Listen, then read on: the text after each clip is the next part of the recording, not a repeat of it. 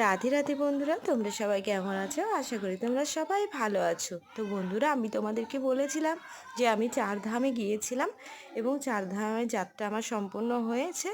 আর আমি সেই ভিডিওগুলো আমি সব তোমাদের সঙ্গে শেয়ার করব। তো আমি যেখানে ঘুরছিলাম ওই হচ্ছে যমুনা মায়ের মন্দির, যেটা 7 কিলোমিটার পায়ে হেঁটে তবে আমি পৌঁছেছি ওখানে। আমাদের দলে আমরা যে ছজনা ছিলাম সবাই আমরা পায়ে হেঁটেই এসেছিলাম ওখানে। টলি আছে, কাঁধে করে নিয়ে যায় কেমন করে, তারপরে হচ্ছে তোমার ঘোড়ায় করে যেতে পারবে, কিন্তু আমরা সেটা কোনো কিছুই নিয়ে আমরা পায়ে হেঁটে এসেছিলাম।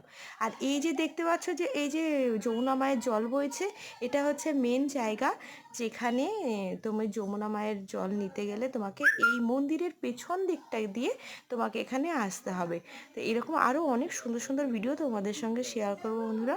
আমাকে একটা লাইক, কমেন্ট আর একটা সাবস্ক্রাইব করে দিও, কারণ তোমরা সাপোর্ট না করলে আমার ভিডিও মনে হবে যে আমার নিজেরই ভালো লাগেনি।